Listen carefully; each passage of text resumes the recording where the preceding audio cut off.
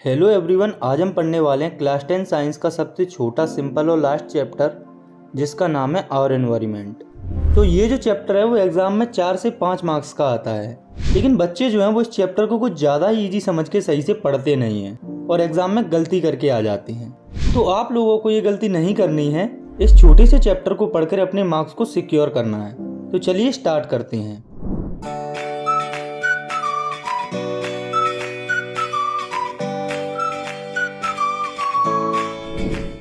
तो जैसा कि इस चैप्टर का नाम है आवर एनवायरनमेंट, तो हमें ये जानना है कि ये एनवायरनमेंट क्या होता है।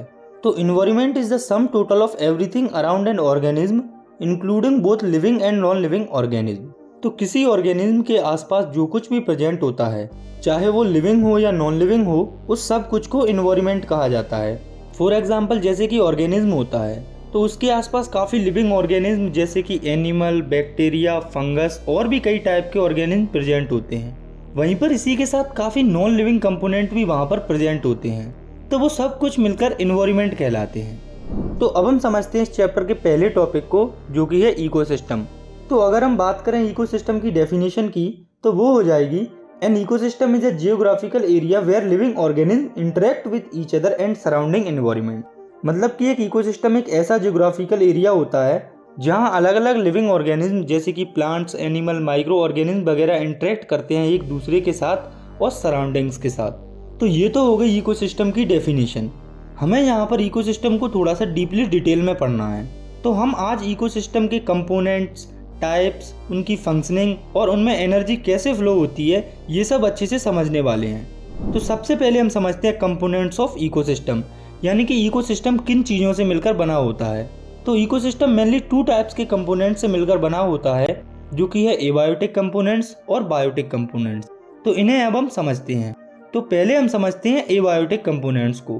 तो these are non living part of an ecosystem that shapes its environment. मतलब कि एबायोटिक कंपोनेंट्स वे कंपोनेंट्स होते हैं जो कि नॉन लिविंग होते हैं और इकोसिस्टम को शेप देने में रोल प्ले करते हैं।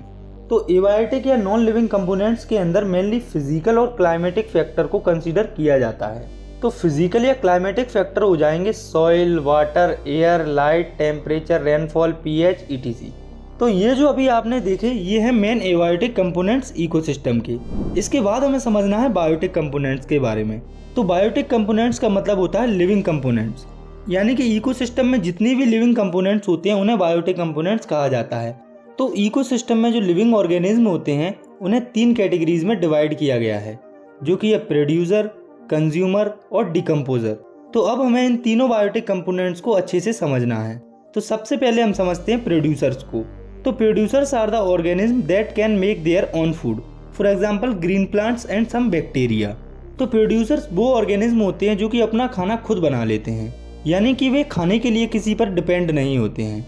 जैसे कि प्लांट्स, तो जो प्लांट्स होते हैं वो खाना डायरेक्टली सनलाइट से फोटोसिंथेसिस की प्रोसेस से बना लेते हैं, वो किसी पर भी डिपेंड नहीं होते। तो मेनली जो प्लांट्स होते हैं वो सब प्रोड्यूसर्स होते हैं। तो जो प्रोड्यूसर्स होते हैं इन्हें ऑटोट्रॉप्स भी कहा जाता है, क्योंकि ये ऑटोट्रॉफिक न्यूट्रिशन शो करते हैं। ऑटोट्रॉप्स का मतलब कि वे ऑर्गेनिज्म जो अपना खाना खुद बना लेते हैं। इसके बाद है दूसरे टाइप के कंपोनेंट, जो कि है कंज्यूमर्स। तो these are those organism that consumes the food prepared by the producer, यानी वे ऑर्गेनिज्म जो प्रोड्यूसर्स पर डिपेंड होते हैं अपने खाने के लिए, उन्हें कंज्यूमर्स कहा जाता है। तो कंज्यूमर्स को उनकी फूड हैबिटेट्स के बेसिस पर 3 कैटेगरीज में डिवाइड किया गया है, जिसमें कि पहली है हर्बीवोर्स। तो ये वो ऑर्गेनिज्म होते हैं जो कि सिर्फ प्लांट्स बेस्ड डाइट पर डिपेंड होते हैं अपने खाने के लिए, यानी ये सिर्फ प्लांट्स को खाते हैं। For example cow, buffalo, goat, ETC. तो कंज्यूमर्स के बारे में आपको ये याद रखना है कि सभी कंज्यूमर्स प्रोड्यूसर्स पर डायरेक्टली डिपेंड नहीं होते, यानी कि वो इनडायरेक्टली भी प्लांट्स पर डिपेंड करते हैं। जैसे कि कंज्यूमर्स की दूसरी कैटेगरी में आते हैं कार्निवोर्स। तो ये वो ऑर्गेनिज्म होते हैं जो दूसरे ऑर्गेनिज्म पर डिपेंड होते हैं खाने के लिए, यानी ये ऑर्गेनिज्म दूसरे ऑर्गेनिज्म के मीट से अपना पेट भरते हैं। For example lion, tiger, polar bear, ETC. तो आप यहाँ पर देख सकते हैं कि जो कार्निवोर्स होते हैं वो डायरेक्टली प्रोड्यूसर पर डिपेंड नहीं है खाने के लिए, लेकिन इनडायरेक्टली वो भी प्रोड्यूसर्स पर ही डिपेंड है, क्योंकि जो हर्बीवोर्स एनिमल्स होते हैं वो प्लांट्स को खाते हैं, जो कि डायरेक्टली प्लांट्स पर डिपेंड होते हैं। इसके बाद तीसरे टाइप के कंज्यूमर्स होते हैं ओमनीवोर्स। तो ये वो ऑर्गेनिज्म होते हैं जो कि प्लांट्स और एनिमल दोनों से ही अपना न्यूट्रिशन या खाना बना सकते हैं। For example human, dog, etc. इसके बाद लिविंग या बायोटिक कंपोनेंट्स की तीसरी कैटेगरी में आते हैं डिकम्पोजर्स। तो ये बेसिकली सेप्रोट्रॉपिक ऑर्गेनिज्म होते हैं। सेप्रोट्रॉपिक ऑर्गेनिज्म वे ऑर्गेनिज्म होते हैं जो कि डेड और डिके मैटर पर फीड करते हैं। फॉर एग्जाम्पल माइक्रो ऑर्गेनिज्म जैसे कि बैक्टीरिया एंड फंजाई। तो आप ये समझिए कि सबसे पहले प्लांट्स या जो प्रोड्यूसर्स है उन्होंने खाना बनाया, फिर कंज्यूमर्स ने उन्हें खाया, फिर जब कंज्यूमर्स मर गए तो माइक्रो ऑर्गेनिज्म या डिकम्पोजर्स जो है वो उन्हें खाकर डिकम्पोज कर देंगे और वो डिकम्पोजर्स जो है वो सॉइल में चले जाएंगे मिनरल्स के फॉर्म में। बाद में वही मिनरल सॉइल्स के थ्रू प्लांट्स में जाएंगे और इसी तरह से ये जो प्रोसेस है वो चलती रहेगी। तो हमें यहाँ से डिकम्पोजर्स के रोल के बारे में पता चलता है। तो डिकम्पोजर्स भी काफ़ी इंपॉर्टेंट होते हैं क्योंकि वे ही होते हैं जो मरे हुए कंज्यूमर्स को डिकम्पोज करके सॉइल में पहुँचाते हैं मिनरल्स के फॉर्म में। तो ये थे इकोसिस्टम के कंपोनेंट जो कि थे लिविंग और नॉन लिविंग। ये दोनों मिलकर काम करते हैं इकोसिस्टम के लिए। तो इकोसिस्टम के कंपोनेंट्स को देखने के बाद अब हमें देखना है टाइप्स ऑफ इकोसिस्टम, यानी कि इकोसिस्टम के टाइप्स। तो इकोसिस्टम के मेनली 2 टाइप्स होते हैं जो कि है नेचुरल इकोसिस्टम और आर्टिफिशियल इकोसिस्टम। तो चलिए इन्हें अब हम देखते हैं। तो पहले हम समझते हैं नेचुरल इकोसिस्टम को। तो ये वो इकोसिस्टम होते हैं जो कि नेचुरली होते हैं। इन्हें रन करने के लिए या चलने के लिए किसी की ज़रूरत नहीं होती है। इनमें ह्यूमंस का कोई इंटरफेरेंस नहीं होता। और ये जो नेचुरल इकोसिस्टम होते हैं वो भी फर्दर 2 टाइप्स में डिवाइडेड होते हैं जो कि टेरेस्ट्रियल इकोसिस्टम और एक्वाटिक इकोसिस्टम। तो टेरेस्ट्रियल इकोसिस्टम का मतलब होता है लैंड बेस्ड इकोसिस्टम, यानी कि ऐसा इकोसिस्टम जो कि लैंड या जमीन पर बेस्ड हो। तो इसके एग्जाम्पल हो जाएंगे forest, mountain, desert, grassland ETC। तो इन सब में सब कुछ लैंड पर हो रहा होता है, यानी कि पूरे इकोसिस्टम का मेन बेसिस यहाँ पर लैंड ही होता है। इसीलिए इस टाइप के इकोसिस्टम को लैंड बेस्ड इकोसिस्टम या टेरेस्ट्रियल इकोसिस्टम भी कहा जाता है। इसके बाद नेचुरल इकोसिस्टम में दूसरा टाइप है एक्वाटिक इकोसिस्टम। तो वाटर के अंदर जो इकोसिस्टम होता है उसे एक्वाटिक इकोसिस्टम कहा जाता है। इसके एग्जाम्पल हो जाएंगे रिवर, पॉन्ड, लेक, सी। इसके बाद हमें देखना है इकोसिस्टम के दूसरे टाइप को जो कि है आर्टिफिशियल इकोसिस्टम। तो इस टाइप के इकोसिस्टम को मैन मेड इकोसिस्टम भी कहा जाता है। इन इकोसिस्टम को बनाने के लिए, मेंटेन करने के लिए ह्यूमंस की ज़रूरत होती है। For example crop field, garden, aquarium, poultry farm ETC। तो आप देखिए इन सभी को चलाने के लिए ह्यूमंस की ज़रूरत होती है। ये अपने आप नहीं चल सकते नेचुरल इकोसिस्टम की तरह। जैसे कि क्रॉप फील्ड होती है या पोल्ट्री फार्मिंग होती है, इनको चलाने के लिए ह्यूमंस की ज़रूरत होती है, जैसे कि पानी देने के लिए, खाना देने के लिए। तो ये इकोसिस्टम ह्यूमंस के द्वारा ही बनाए जाते हैं और मेंटेन किए जाते हैं, इसीलिए इन्हें मैन मेड इकोसिस्टम भी कहा जाता है। तो कंपोनेंट्स और टाइप्स के बाद अब हमें समझना है फंक्शनिंग ऑफ इकोसिस्टम को, यानी कि इकोसिस्टम कैसे काम करता है। तो हमने अभी पढ़ा था इकोसिस्टम में बायोटिक और एबायोटिक दोनों टाइप्स के कंपोनेंट होते हैं जो कि एक दूसरे पर इंटरडिपेंडेंट होते हैं। जैसे कि जो प्रोड्यूसर्स होते हैं वो डिपेंड होते हैं सन पर, सॉइल पर, खाने और मिनरल्स के लिए, यानी कि इकोसिस्टम में सब एक दूसरे पर इंटरडिपेंडेंट होते हैं। तो इस चीज़ को हम और अच्छे से समझते हैं फूड चेन के थ्रू। तो the sequence of living organism in which one organism consumes another energy to transfer food energy, यानी कि ये लिविंग ऑर्गेनिज्म का सीक्वेंस होता है जिसमें एक ऑर्गेनिज्म दूसरे ऑर्गेनिज्म को कंज्यूम करता है फूड एनर्जी को ट्रांसफर करने के लिए। तो इतना तो हम जानते हैं कि इकोसिस्टम में सब एक दूसरे पर डिपेंड होते हैं और इस डिपेंडेंसी की शुरुआत एबायोटिक कंपोनेंट से ही होती है, क्योंकि आफ्टर ऑल सारे लिविंग ऑर्गेनिज्म के लिए मिनरल्स इन्हीं कंपोनेंट से जानते हैं। तो एबायोटिक कंपोनेंट्स की डिपेंडेंसी के बाद अगर हम बात करें बायोटिक कंपोनेंट्स की, तो ये भी आपस में डिपेंड होते हैं। तो food chain mainly living organism को ही कंसीडर करती है। तो फूड चेन में अलग अलग ट्रॉपिक लेवल्स होते हैं हर एक ऑर्गेनिज्म के हिसाब से। तो ट्रॉपिक लेवल बेसिकली होता है the position of an organism in the food chain, यानी फूड चेन में ऑर्गेनिज्म की पोजीशन। तो अब हम नज़र डालते हैं फूड चेन पर। तो ये है एक टेरेस्ट्रियल फूड चेन जिसमें सबसे नीचे हैं प्लांट्स जिन्हें प्रोड्यूसर्स भी कहा जाता है। तो इस प्लांट्स को खाएगा ग्रास हॉपर, तो इसे प्राइमरी कंज्यूमर कहा जाता है। और प्राइमरी कंज्यूमर इसलिए क्योंकि ये ही सबसे पहले प्रोड्यूसर्स से एनर्जी ले रहे होते हैं या उन्हें खा रहे होते हैं। तो प्राइमरी कंज्यूमर्स के बारे में आपको ये याद रखना है कि ये मोस्टली हर्बीवोर्स होते हैं। तो ये ग्रास हॉपर है, इसे कोई माउस खा लेगा तो वो हो जाएगा सेकेंडरी कंज्यूमर, और ये जो माउस है इसे कोई स्नेक खा लेगा तो वो हो जाएगा टर्सरी कंज्यूमर, और इस स्नेक को कोई ईगल खा लेगा तो वो हो जाएगा क्वाटरनरी कंज्यूमर। तो इस तरह से अलग अलग ट्रॉफिक लेवल बिहेव करते हैं इकोसिस्टम के अंदर। तो ये तो था टेरेस्ट्रियल इकोसिस्टम। तो हम एक एक्वाटिक इकोसिस्टम में भी फूड चेन को देखते हैं। तो सबसे पहले ये है हाइड्रोप्लैंक्टन, जो कि फोटोसिंथेसिस से अपना खाना बनाते हैं। इसे कोई जू प्लैंक्टन खा लेगा तो ये जो जू प्लैंकटन है इसे कोई स्मॉल फिश खा लेगी, और ये जो स्मॉल फिश है ये किसी बिग फिश के द्वारा खा ली जाएगी, और इस बिग फिश को कोई जायंट व्हेल खा जाएगी। तो इस तरह से इकोसिस्टम काम करता है। तो अब आप सोच रहे होंगे कि जो फूड चेन में टॉप पर होते हैं उनका क्या होता है।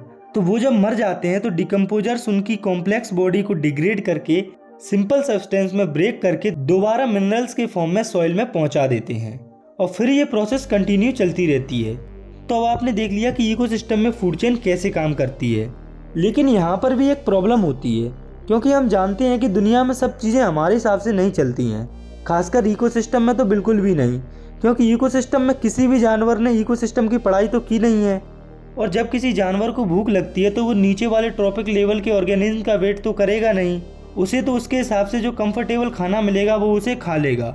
तो ये जो डिफरेंट फूड चेन्स होती हैं वो आपस में इंटरलिंक्ड होती हैं, और इसे फूड वेब बोला जाता है।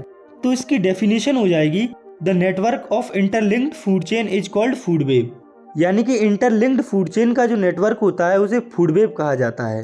तो आप इस डायग्राम को देखिए, ये है एक फूड वेब जिसमें काफ़ी सारी फूड चेन्स हैं। तो इसमें हमें डायग्राम के हिसाब से समझाया गया है कि इकोसिस्टम में बायोटिक कंपोनेंट कैसे काम करते हैं।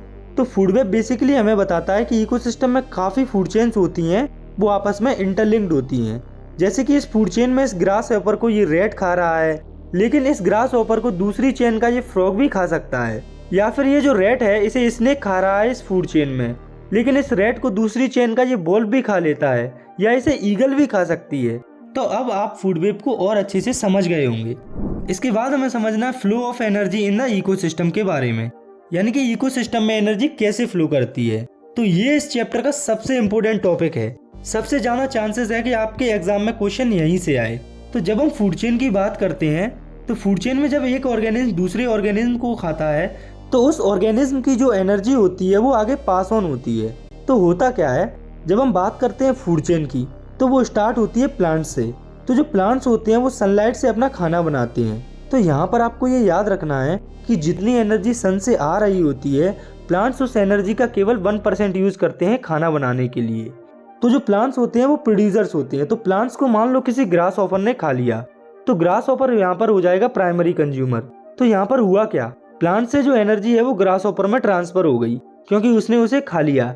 ऐसे ही ग्रास हॉपर से एनर्जी स्नेक में पहुंच गई, और स्नेक यहाँ पर है सेकेंडरी कंज्यूमर, क्योंकि उसने प्राइमरी कंज्यूमर को खाया है। ऐसे ये जो स्नेक है इसे ईगल खाएगा, जो कि हो जाएगा टर्सरी कंज्यूमर इस फूड चेन का।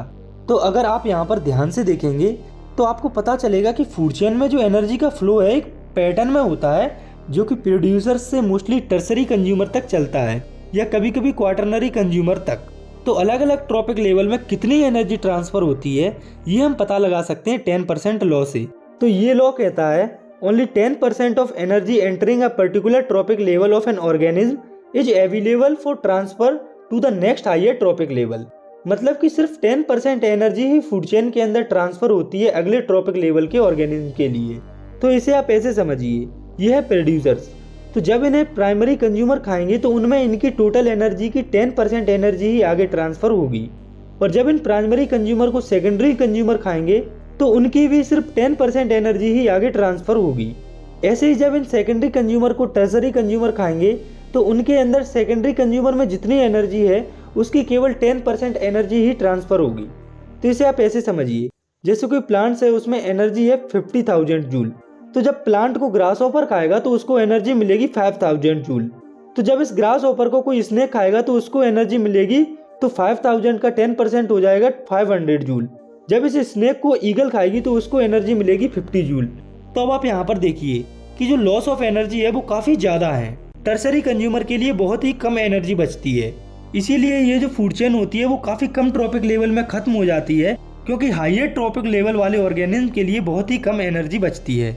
ये आपको याद रखना है अच्छे से, क्योंकि 90% चांसेस हैं आपके एग्जाम में 10% लॉ से क्वेश्चन आए। आपको अपने आप से भी 10% लॉ पर बेस्ड कुछ न्यूमेरिकल्स को प्रैक्टिस करना है, जिससे आप एग्जाम में प्रॉब्लम में ना फंसें। इसके बाद हमें समझना है काफ़ी इंपॉर्टेंट टर्म को, जो कि है बायोमैग्निफिकेशन।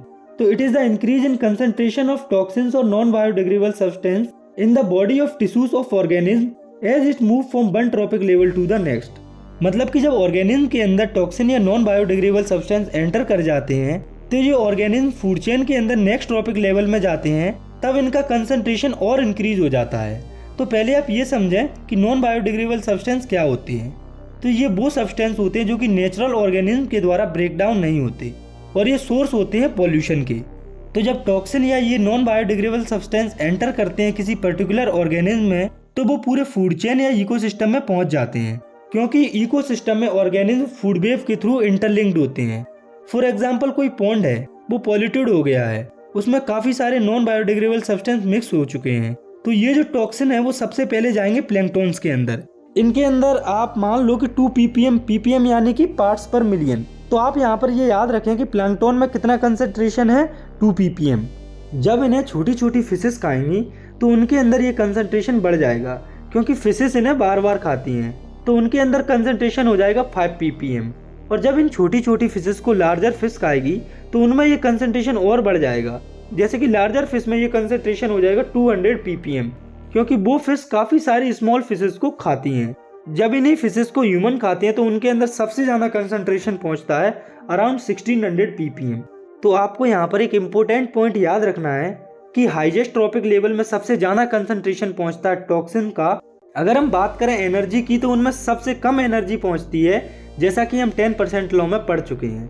तो वैसे तो बायोमैग्निफिकेशन में आपको इतना ही याद रखना है, लेकिन अभी मैंने आपको जो समझाया है इसमें मजा नहीं आया। मुझे खुद इससे सेटिस्फेक्शन नहीं मिल रहा है, क्योंकि यहाँ से काफी क्वेश्चन राइज हो रहे हैं हमारे मन में, जैसे कि ये हुआ कैसे, यहाँ पर हुआ क्या। इसे हम एक एग्जाम्पल से और अच्छे से समझ लेंगे, जिससे ये सब बिल्कुल क्लियर हो जाएगा। तो जैसे ये है प्लैंक्टन, जिसमें कुछ टॉक्सिन है, और ये है स्मॉल फिश। और जब ये फिश रोज रोज इसी टॉक्सिन वाले प्लैंक्टन को खाएगी तो ऑब्वियसली इसके अंदर वो कंसंट्रेशन एक्यूमुलेट यानी कि जमना शुरू हो जाएगा और वो बढ़ जाएगा। और ऐसे ही जब बड़ी फिश रोज इन टॉक्सिन वाली फिशेस को खाएगी तो उसकी बॉडी में जो टॉक्सिन्स का कंसंट्रेशन है वो और ज्यादा बढ़ जाएगा। और ह्यूमन जब इन फिशेस को बार बार खाते हैं तो उनमें ये कंसंट्रेशन सबसे ज्यादा बढ़ जाता है। तो अब आपकी ये समझ में आ गया होगा कि बायोमैग्निफिकेशन में टॉक्सिन्स का परसेंटेज बढ़ता क्यों जाता है हर एक ट्रॉपिक लेवल के साथ। इसके बाद हमें समझना है इस चैप्टर के आखिरी टॉपिक को, जो कि है environmental problems and it's management, यानी कि एनवायरमेंट की प्रॉब्लम्स और उनका मैनेजमेंट। तो इसमें सबसे पहले है ozone layer and it's depletion. तो हमारे एनवायरमेंट में स्ट्रेटोस्फीयर में एक लेयर प्रेजेंट होती है जो कि होती है ओजोन लेयर, जो कि ओजोन मॉलिक्यूल से मिलकर बनी होती है।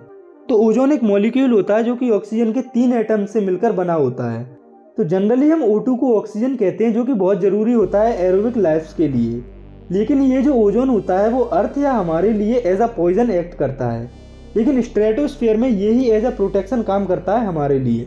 तो पहले हमें ये देखना है कि ये ओजोन का मॉलिक्यूल फॉर्म कैसे होता है। तो ये फॉर्म होता है सन से निकलने वाली हार्मफुल अल्ट्रावायलेट रेज के द्वारा। तो जो सन है उससे काफ़ी सारी हार्मफुल अल्ट्रावायलेट रेज निकलती हैं जो कि हार्मफुल होती हैं हमारे लिए। तो वो जो अल्ट्रावायलेट रेज होती हैं वो ऑक्सीजन को ब्रेक कर देती हैं O और O में। तो यहाँ पर एक जो O है वो ऑक्सीजन से मिलकर ओजोन बना लेता है, यानी कि O3 बना लेता है। ऐसे ही काफ़ी सारे सिंगल ऑक्सीजन के एटम O2 से मिलकर ओजोन बना लेते हैं और ये एक लेयर फॉर्म कर लेते हैं अर्थ की स्ट्रेटोस्फीयर में, जो कि हमें प्रोटेक्ट करती है यूवी रेज से ही। तो ये जो ओजोन की लेयर होती है वो हमें प्रोटेक्ट करती है यूवी रेज से। तो हुआ क्या, यूवी रेज के द्वारा ही ओजोन का मॉलिक्यूल फॉर्म हुआ और ये जो ओजोन का मॉलिक्यूल या फिर ओजोन की लेयर है वो ही हमें प्रोटेक्ट करती है यूवी रेज से। लेकिन ये जो ओजोन की लेयर है वो डिप्लीट हो रही है ह्यूमंस की कुछ एक्टिविटीज़ की वजह से। तो अब हम देखते हैं cause of ozone layer depletion, यानी कि ओजोन लेयर की डिप्लीशन के मेन कारण। तो जो ओजोन लेयर है उसकी डिप्लीशन के मेन कारण कुछ केमिकल्स हैं, जैसे कि chlorofluorocarbon, hydrochlorofluorocarbon, methyl bromide and methyl chloroform etcetera. तो इन केमिकल्स के कारण मेनली जो ओजोन लेयर है वो डिप्लीट होती है। तो हमने ये तो देख लिया कि किन चीज़ों के कारण ओजोन लेयर डिप्लीट होती है। तो अब हमें ये देखना है कि ये जो ओजोन लेयर है वो डिप्लीट होती कैसी है। तो सबसे पहले ये जो क्लोरोफ्लोरोकार्बन है वो रिलीज होता है, और जब वो रिलीज होता है तो वो स्ट्रेटोस्फीयर में ओजोन की लेयर में पहुंच जाता है। और जब ये CFC ओजोन लेयर में पहुंच जाती है तो ये यूवी रेस के द्वारा ब्रेकडाउन हो जाती है और उस ब्रेकडाउन में क्लोरीन के जो एटम्स हैं वो रिलीज हो जाते हैं ओजोन लेयर में। उसके बाद ये जो क्लोरीन के मॉलिक्यूल्स हैं वो ओजोन के मॉलिक्यूल को ब्रेक करते हैं और ओजोन की लेयर को डिप्लीट करते हैं। और जब ये ओजोन की लेयर डिप्लीट होती है तब और ज़्यादा अल्ट्रावायलेट रेज अर्थ तक आ जाती हैं, जिससे काफ़ी सीरियस इफेक्ट पड़ता है एनवायरनमेंट पर और हमारे ऊपर। तो अब हम देखते हैं उन इफेक्ट्स को। तो ओजोन लेयर के डिप्लीट होने से skin cancer, cataract, DNA damage, sunburn जैसे सीरियस इम्पैक्ट हो सकते हैं। अगर हमें ओजोन लेयर के डिप्लीशन को प्रिवेंट करना है तो हमें इन केमिकल्स के रिलीज को काफ़ी कम करना पड़ेगा। तो इसके बाद दूसरी इन्वायरमेंटल प्रॉब्लम है वेस्ट मैनेजमेंट। तो ये आखिरी टर्म है जो कि हमें यहाँ पर समझना है। तो वेस्ट क्या होता है? कोई भी चीज़ जो हमारे काम की नहीं है या हमें जिसकी ज़रूरत नहीं है वो वेस्ट होती है। ये जो वेस्ट होता है वो मेनली 2 टाइप्स का होता है, जो कि है बायोडिग्रेडेबल वेस्ट और नॉन बायोडिग्रेडेबल वेस्ट। इन्हें अब हम समझते हैं। तो बायोडिग्रेडेबल वेस्ट वो वेस्ट होते हैं जो कि ब्रेक डाउन हो जाते हैं डिकम्पोजर्स की हेल्प से, जैसे कि bull, paper, fruits, would ETC। मतलब कि ये जो वेस्ट है वो डिग्रेड हो जाते हैं डिकम्पोजर्स के थ्रू एनवायरनमेंट में। वहीं पर जो नॉन बायोडिग्रेडेबल वेस्ट होते हैं वो डिकम्पोज नहीं होते एनवायरनमेंट में डिकम्पोजर्स के द्वारा। For example aluminium foils, iron nails, DDT, radio active waste etcetera. मतलब कि ये वेस्ट डिग्रेड नहीं होते हैं एनवायरनमेंट में। इसके बाद हमें देखना है इन वेस्ट के मैनेजमेंट की कुछ टेक्निक्स को, जिसमें कि पहली है प्रिपरेशन ऑफ कंपोस्ट। तो ये टेक्निक केवल बायोडिग्रेडेबल वेस्ट के मैनेजमेंट के लिए ही यूज़ होती है। अगर आप गांव वगैरह में कभी गए होंगे तो आपने देखा होगा कि वहाँ पर जो वेस्ट होता है उसे एक जगह पर इकट्ठा किया जाता है और टाइम के साथ ये जो वेस्ट है वो मैन्योर या कंपोस्ट में कन्वर्ट हो जाता है। तो कुछ इस तरह से बायोडिग्रेडेबल वेस्ट को मैनेज या कंपोस्ट में कन्वर्ट किया जाता है। इसके बाद वेस्ट मैनेजमेंट की दूसरी टेक्निक है लैंडफिल्स। तो इस टेक्निक से दोनों टाइप के जो वेस्ट होते हैं उनको मैनेज किया जाता है। इसमें एक बड़ा सा गड्ढा खोदकर वेस्ट को भर दिया जाता है। तो यहाँ पर जो बायोडिग्रेडेबल वेस्ट होता है वो कंपोस्ट में कन्वर्ट हो जाता है। वहीं पर जो नॉन बायोडिग्रेडेबल वेस्ट होता है वो किसी भी चीज़ में कन्वर्ट नहीं होता, पर वो एटलीस्ट एक जगह पर ज़मीन में डंप होता है तो वो कम नुकसान करता है एनवायरनमेंट को। इसकी तीसरी टेक्निक है इंसिनरेशन। तो इस टेक्निक में जो वेस्ट होता है उसको जलाकर राख या ऐश में कन्वर्ट किया जाता है। फिर उस ऐश को यूज़ किया जाता है मैन्यूर के फॉर्म में या फिर कुछ और भी काम में। और वेस्ट मैनेजमेंट की एक और सबसे अच्छी टेक्निक है वो है रिसाइकलिंग। तो इस टेक्निक में जो वेस्ट होता है उसे रिसाइकिल किया जाता है और उसे तैयार किया जाता है दोबारा यूज के लिए। तो इसी के साथ हमारा ये जो चैप्टर है वो यहाँ पर ख़त्म होता है। आई होप आपको समझ में आया होगा। अगर वीडियो पसंद आई है तो आप इसे लाइक कर सकते हैं और चाहें तो इस चैनल को भी सब्सक्राइब कर सकते हैं। तब तक के लिए थैंक्स फॉर वॉचिंग। मिलते हैं नेक्स्ट वीडियो में। Take care, bye.